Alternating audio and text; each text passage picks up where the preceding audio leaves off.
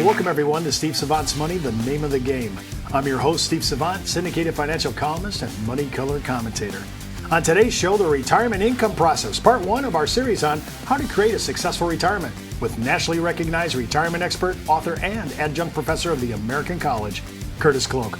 Welcome to segment one, Curtis. Thank you, Steve. We're talking about, I want a successful retirement plan. You know, everybody does, right? But there's an income process to this.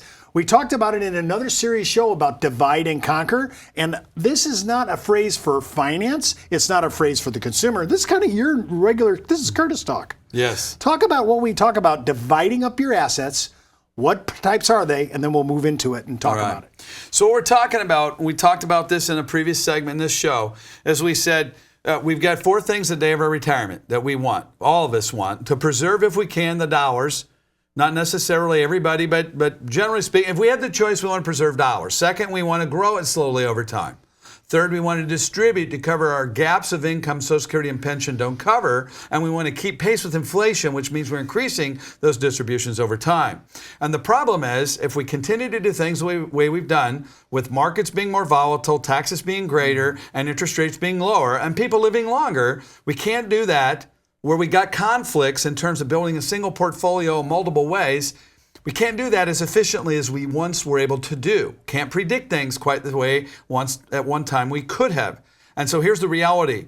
The most efficient way to build retirement plans is to separate the portfolio into two camps. Separate the dollars for which you're trying to establish a predictable and reliable series of income from the least amount of the portfolio to meet that gap.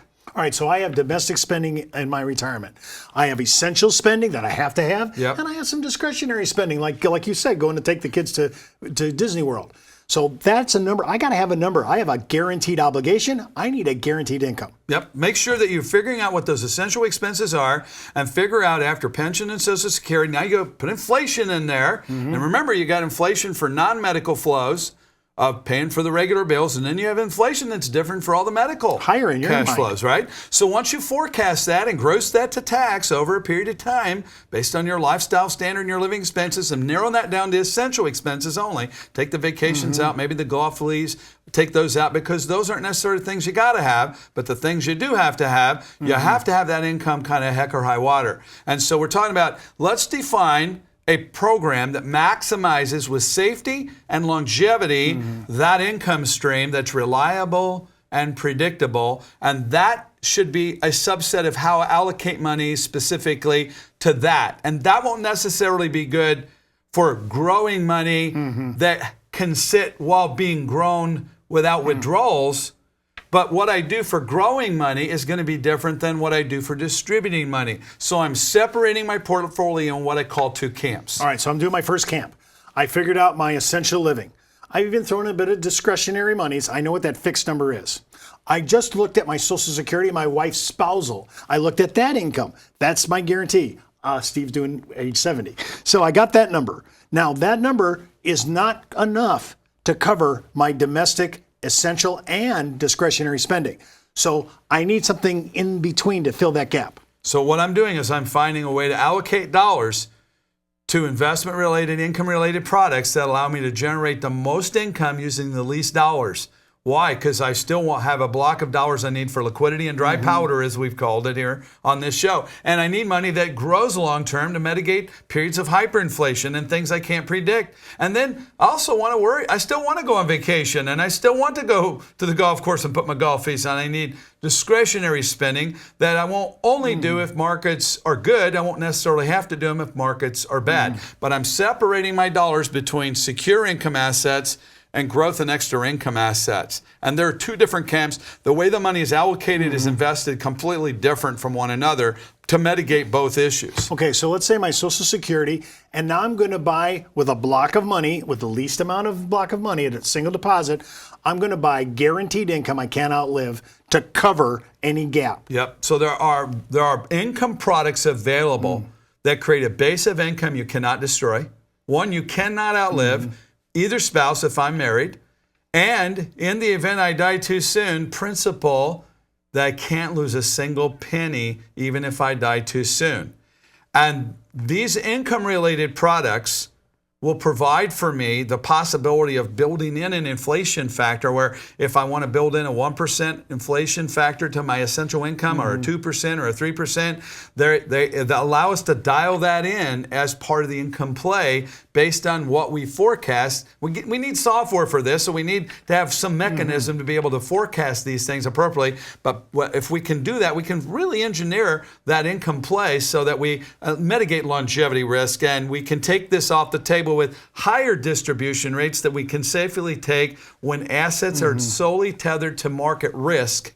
And so we're talking about dividing the dollars to income, high distribution rates, constraining the dollars necessary to do that, but covering those essential inflation pieces. I'm going to devote a chunk of my money to income.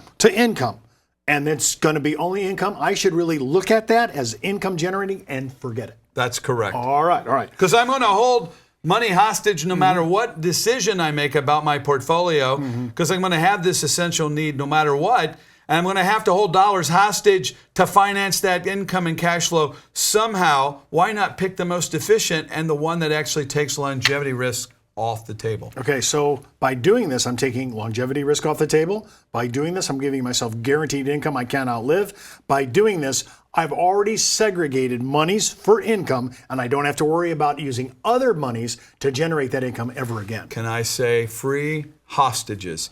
Instead of holding more of my money hostage, financing at low distribution rates with risk of volatility of the market to finance that income that freezes dollars that don't provide to me the liquidity for discretionary spending that I would like, I'm going to get really efficient to really lower those dollars held hostage to those products that are designed to provide and engineer that income so that freeing those additional dollars of hostage up, I can focus on long-term growth. Let's focus on legacy. On that. All right, now I've taken care of my income. I'm golden for the rest of my life. I like matching up guaranteed income with my guaranteed obligations. I'm done.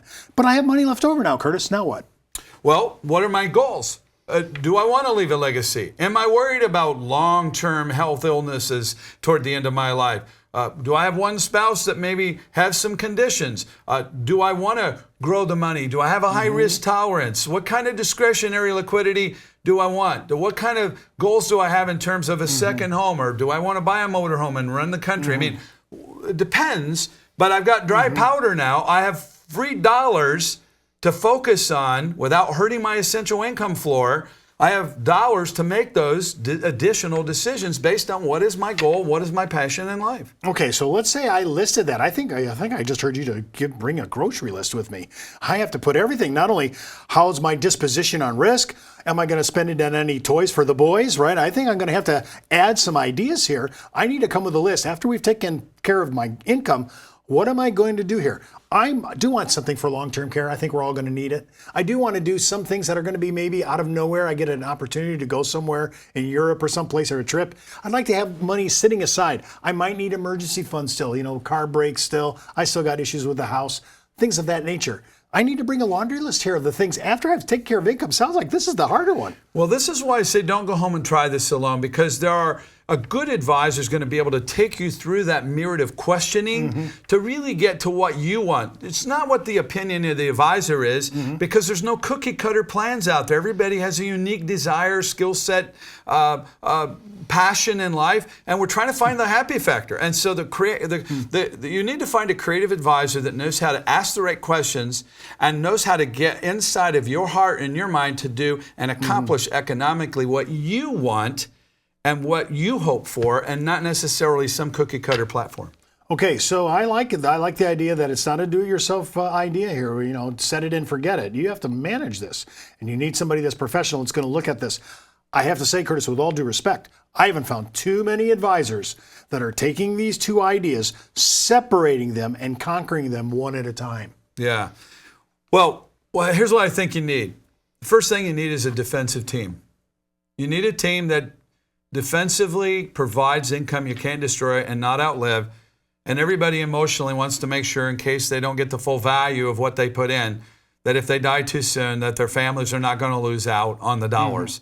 And then you need an offensive team, because I don't know how long I'm going to live. I don't know what expenses are going to come up that I can't predict that are essential expenses. I need to be able to have some capital that's actually mitigating hyperinflation periods for which I can't predict. I need to be able to grow my assets, and I need to be able to have fun in life that are not just the grind of the essential expenses and cash flow. And so that's the offensive team. I need defense and offense. Can't win a football game if all I do, every time it's my turn to get out on the field, I send defense, but I never send offense. I'm never going to win a game. Well, don't forget to watch our next segment, the 4 Key Retirement Measurements, Part 2 of our series on how to create a successful retirement. And keep in mind, before moving forward with any of the ideas on our show, always check with your tax consultant, legal counsel, and financial advisor. You've been watching Steve Savant's Money, the name of the game.